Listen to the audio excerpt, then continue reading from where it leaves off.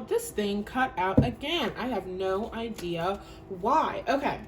Some of y'all are doing some new online work, signing some new contracts. You can't fuck it up. You cannot fuck this up.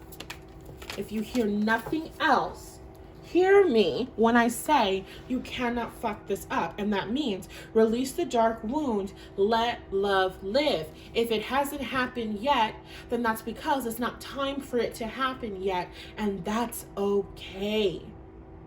That's okay. You want to do some journaling work about it? It hasn't happened yet, and I think that means blank about me. It hasn't happened yet, and I think that means I'm not good enough. It hasn't happened yet, and I think that means I'm not smart enough. It hasn't happened yet, and I think that means I'm not worthy. Take yourself down that path. You want to work through this? Work through it in that way. Because it's going to happen for you. The universe is coming through and saying, we absolutely love you. Love you so much. Love you with all of us. All that we have. All that we'll ever have. Because it's an eternal thing, you know? But you're not ready. And when we say that you're not ready, we don't mean that you're not worthy. We don't mean that you're not smart enough. We don't mean that you're not good enough. We mean you're still preparing. We mean you're still preparing. And can you be okay with the fact that you're just still preparing? You are making a soup. You're chopping up the carrots. You've chopped up the celery. You're chopping up the onions and you're going, oh my God, I should have soup already. Not yet, but you will.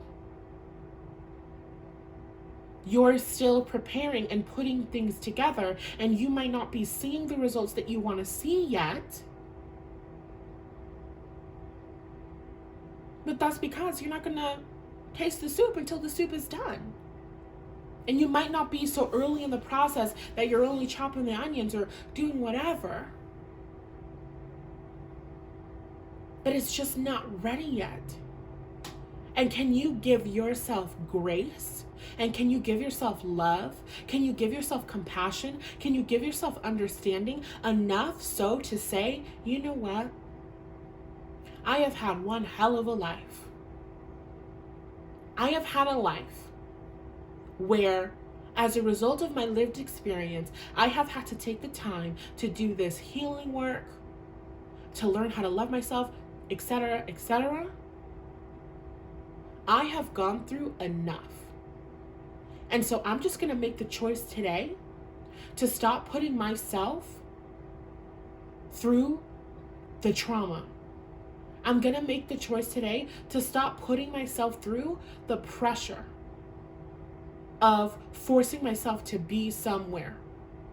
I have experienced enough. Because you have.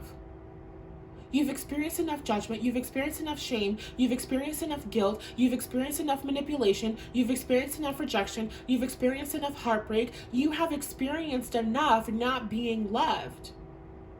Can you just make that choice this week of saying, you know what, I am gonna love myself. I'm gonna love myself, and that means I get to show up and I get to say I'm frustrated that it's not here yet. I know that it's in progress. If you aren't yet confident that it's in progress, universe, I'd like to see that it is in progress. I am ready to see that I am making progress. I am open to receiving messages. I'm open to receiving the understanding. I'm opening myself up to a higher understanding because I am ready and willing to see that I am making progress. That's your first step. You open yourself up. You recognize that you're making progress. You acknowledge that you're frustrated because it's okay to be frustrated. It's okay to be frustrated. And can you realize that your frustration just comes from the fact that you're so fucking excited? And that's an amazing rampage you can go on. That's a beautiful riff for you to go on. I like riff better than rampage.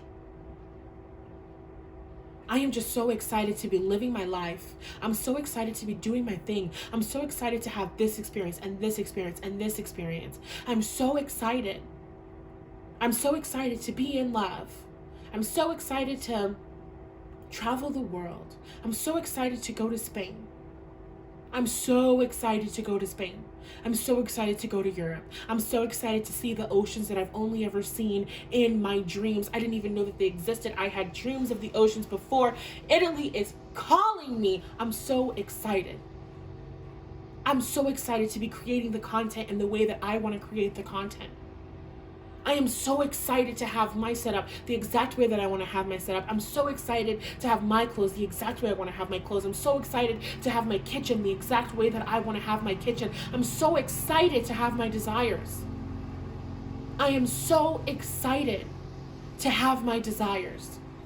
I am so excited to experience everything that I have put into my vortex. I'm so fucking excited. And it is because I am so excited and I am so eager and I have so much anticipation for the juiciness that is coming from me that I am frustrated when I perceive that juiciness and everything I want in my vortex not to be here. That's your frustration.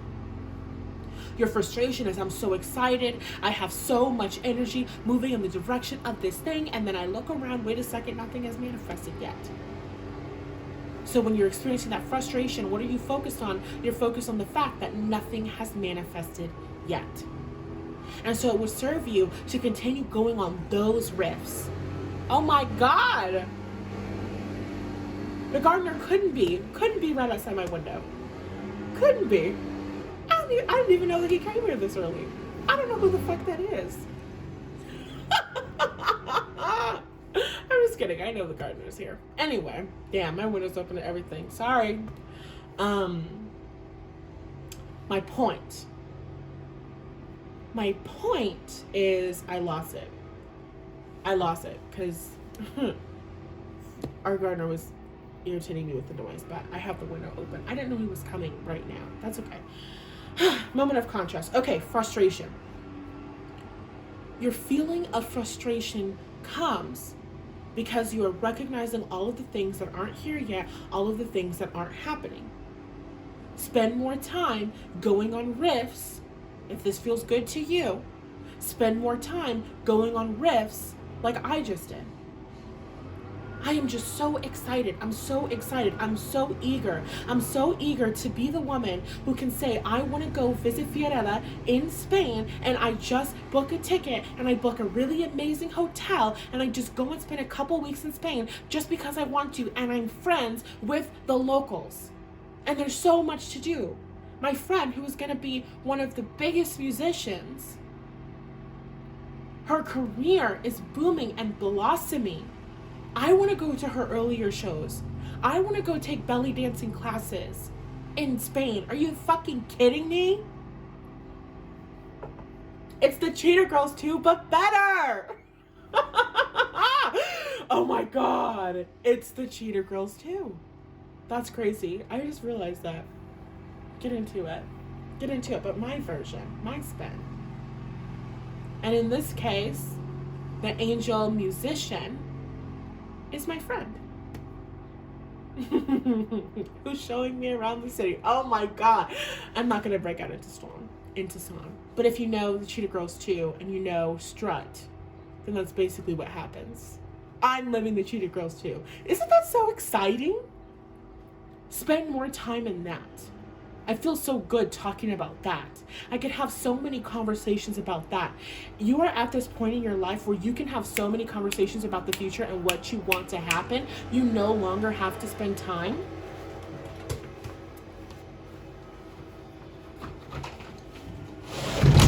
I'm just gonna fix that for everybody. You no longer have to spend time focusing on what you don't want. You no longer have to spend time worrying about the worst case scenarios. Because you're already doing it. You're already on the path. It's already happening. It's already unfolded. The path has unfolded enough for you to be able to look at it and recognize who you are and where you are. A couple of years ago, maybe you could have been like, man, I don't know if any of this is going to work out for me. Maybe. But when you really look, When you really look at your life experience, you mean to tell me you look at your life experience and you can't see how one nugget led to the next, led to the next, led to the next, led to the next, led to exactly where you are right now? If you cannot see that, then that's the work that you want to do this week. You want to just sit, take some time, and just think about your life. Think about, how did every single decision that I make in my life lead me right here, right now? And how, if I would have made any other choice at any other point in time, I wouldn't have had this opportunity, I wouldn't have done this thing, I wouldn't have had this experience. The person who gave me my first tarot reading is somebody that I met doing public theater in Bakersfield. If I had never moved to Bakersfield, I would have never met them. If I had never wanted to do the vagina monologues, I would have never met them. And I learned about the vagina monologues because I think I had a friend who was in it the year before, and they looked so cool, and I was like, oh my God, I want to do that. So me and this person who has become one of my closest friends, us meeting was underway at least a year before we actually connected. And I wouldn't get a tarot reading from them until maybe 3 years later, 2 years later, 2 or 3 years later, I'm not sure. Can you really sit and go through your life and not see how things have been aligned for you to be on the path that you are on? Every choice that you have made, this will be really good for those of you who are learning more of a self-forgiveness practice this week. Can you look at the mistakes that you've made, and can you find one reason to be grateful for that mistake? I am grateful that I made the mistake of leaving my window open, because I now know the gardener comes Mondays early as fuck in the morning. So if I'm ever recording this video early in the morning, I'm going to make sure that window is closed. Boom. I now know for next time. I forgive myself for leaving the window open. I forgive myself for that moment of inconvenience. I deeply and completely love, honor, and accept myself. Even if your mistake was so much deeper, even if your mistake was so much more harmful.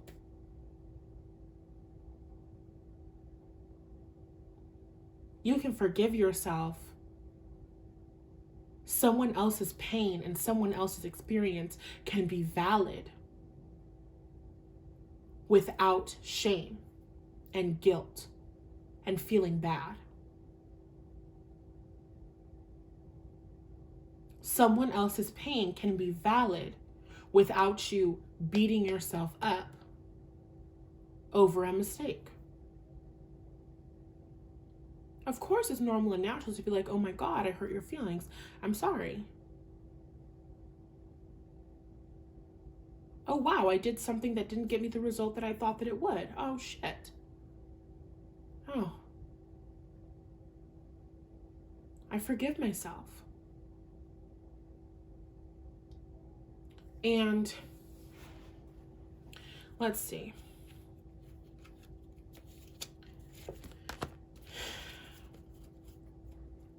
Be the hunter, not the hunted. Your last message is to remember that life is happening for you, not to you, not against you. If everything is working out for you, then in the middle of your struggle, can you ask, how is this serving me? We talked about it a little bit earlier. How is being triggered serving me? How is my life experience serving me? If you don't know, I'm opening myself up to a higher perspective now. I'm opening myself up to a new experience now. I'd like to have a higher perspective about how this experience helped me.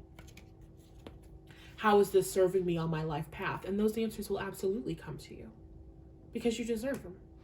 Okay? Okay, last thing is this releasing allegiances. I don't know why I was going to say allegiances. I said allegiances and I was like, girl, did I say that right? Releasing elegancies. That's okay. It is safe to release old stories about who you are. It is safe to release the story that you're a screw up. It is safe to release the story that things don't work out for you. It is safe to see yourself as successful. It is safe to begin to develop a new perception of you, because the perception that you have internalized based on other people's responses to you has been through a warped lens in the first place. You believed yourself to be unworthy of love, and who told you that you were unworthy of love? People who felt unworthy of love. Well, I think that somebody who doesn't feel worthy of love themselves probably shouldn't be telling me whether or not I'm worthy of love. I don't know. To me, that just makes sense for that to be a rule that doesn't happen, or a thing that doesn't happen. If somebody doesn't feel beautiful, that's not the person that's going to be able to hype you up and tell you that you're beautiful. You were raised by parents who didn't feel worthy of love. It sucked. It sucked. Absolutely it did. You were raised by parents who didn't know how to handle emotions, their own, let alone yours. The way that your parents spoke to you wasn't personal. It was them doing the absolute best that they could with what they had. Which, in what Till Swan calls the emotional dark ages, was really not shit. This is not about be grateful to your parents and all of this other stuff and force yourself to feel emotions. No, this is just about facts. This is just about, I have believed that I am unworthy of love for so long. I need to really sit and question this.